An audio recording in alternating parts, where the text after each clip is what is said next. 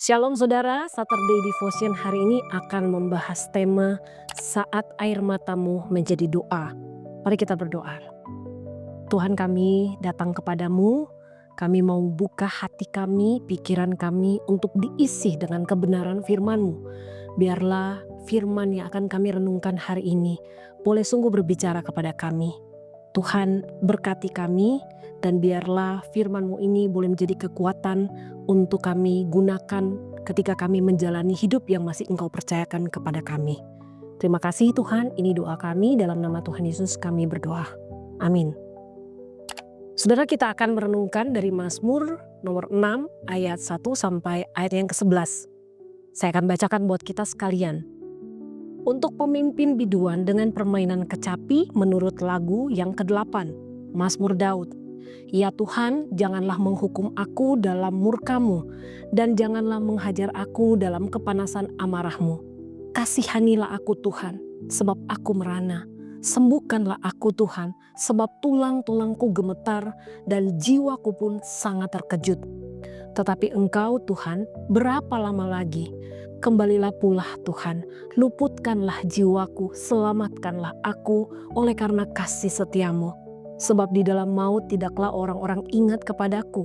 Siapakah yang akan bersyukur kepadamu di dalam dunia orang mati? Lesuh aku karena mengeluh. Setiap malam aku mengenang tempat tidur, dengan air mataku aku membanjiri ranjangku. Mataku mengidap karena sakit hati, rabun karena semua lawanku. Menjauhlah daripadaku, kamu sekalian yang melakukan kejahatan. Sebab Tuhan telah mendengar tangisku. Tuhan telah mendengar permohonanku. Tuhan menerima doaku. Semua musuhku mendapat malu dan sangat terkejut. Mereka mundur dan mendapat malu dalam sekejap mata. Saudara, ada sebuah titik dalam hidup manusia di mana kata-kata tidak lagi cukup untuk mewakili rasa sakit. Kita sering mendengarkan ada kalimat yang mengatakan semua akan baik-baik saja.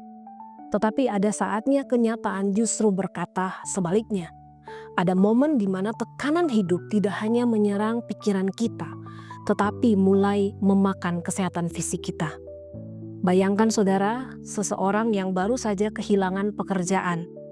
Di saat cicilan menumpuk dan di saat yang sama, ia didiagnosa menderita penyakit kronis karena stres berkepanjangan.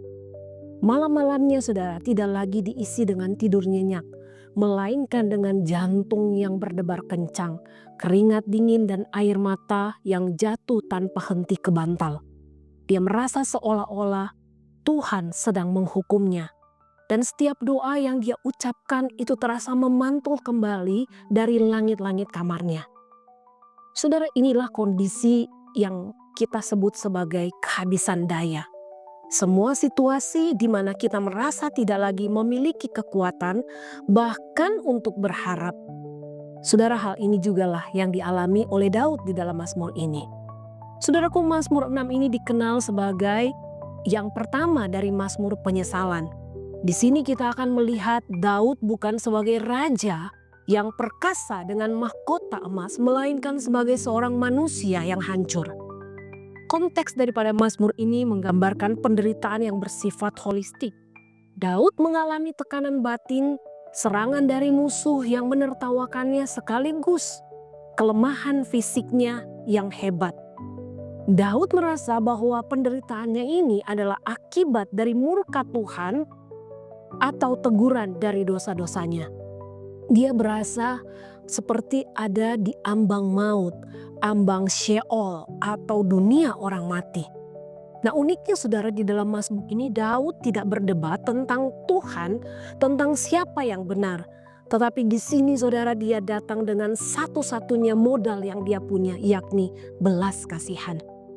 Saudara, perhatikan perkataan Daud di ayat yang ketiga. Dia mengatakan, kasihanilah aku Tuhan sebab aku merana. Sembuhkanlah aku Tuhan sebab tulang-tulangku gemetar. Saudaraku, kata Ibrani untuk merana adalah kata amal. Secara harfiah saudara, kata ini menggambarkan tanaman yang layu dan terkulai karena kekurangan air atau terkena panas terik. Nah, ini memberikan arti bahwa kekuatan yang menguap, Daud merasa vitalitas hidupnya itu telah menguap. Ia tidak lagi memiliki energi untuk bertarung. Selanjutnya saudara, di situ ada frasa tulang yang gemetar. Saudaraku, dalam antropologi Ibrani, tulang itu menggambarkan tentang fondasi atau struktur yang terkuat di dalam tubuh manusia. Jika tulang gemetar, itu artinya fondasi hidup seseorang itu sedang runtuh. Nah, Daud dalam hal ini saudara sedang berkata, Tuhan, aku bukan hanya sedih, aku sedang hancur sampai pada fondasi keberadaanku. Aku layu seperti bunga yang tercabut dari akarnya. Saudaraku, pengakuan akan kelemahan total inilah yang justru menjadi pintu masuk bagi kekuatan Tuhan. Saudara pernah gak melihat sebuah kaca depan mobil yang terkena lemparan batu kecil, lalu retakannya itu menjalar ke seluruh permukaan? Saudara, biasanya retakan ini disebut retakan 1000. Kaca itu masih ada di bingkainya saudara, tetapi sudah kehilangan kekuatannya. Kalau kita sentuh kecil aja saudara, sentuh ringan, maka itu akan membuat kaca itu akan hancur berkeping-keping. Saudara, seringkali hidup kita itu seperti kaca retak 1000 itu. Kita mencoba bertahan untuk tetap terlihat utuh di depan orang lain. Namun di dalam diri kita tahu bahwa kita sedang hancur. Kita takut jika ada satu masalah lagi yang datang, maka kita akan benar-benar hancur. Namun dalam seni kintsugi saudara, yang dari Jepang, keramik yang pecah tidak dibuang, tetapi pecahannya itu disatukan kembali dengan emas murni dan membuat barang tersebut justru menjadi lebih berharga dan indah.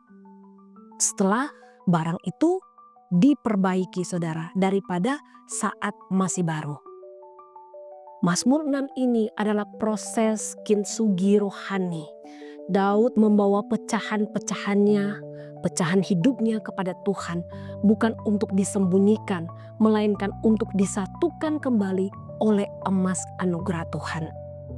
Saudaraku, dari bagian firman Tuhan ini kita belajar untuk berdoa dengan kejujuran dan telanjang di hadapan Tuhan. Ketika engkau berada di dalam berbagai masalah dan tekanan, jangan sembunyikan kerapuhanmu dari Tuhan. Seringkali saudara kita merasa harus rapi dan suci saat kita akan berdoa. Kita merasa harus memiliki iman yang kuat sebelum kita menghadap Tuhan. Tapi Mazmur 6 ini mengajarkan hal yang sebaliknya saudara. Kita diajar untuk jujur sejujur-jujurnya di hadapan Tuhan. Ketika kamu sedang merasa sakit, katakan kepada Tuhan, Tuhan aku lagi sakit hati. Ketika kamu sedang marah, katakan kepada Tuhan, Tuhan aku lagi marah sama si ini, si itu, dan si ini. Ketika kamu sedang burn out, kamu lelah, katakan kepada Tuhan apa yang kamu rasakan. Saudaraku, Tuhan tidak pernah terkejut dengan perasaan yang kita ungkapkan. Tetapi justru Tuhan senang ketika kita boleh datang jujur dengan perasaan kita sendiri kepada Tuhan. Saudaraku, jangan berpura-pura kuat atau berpura-pura baik.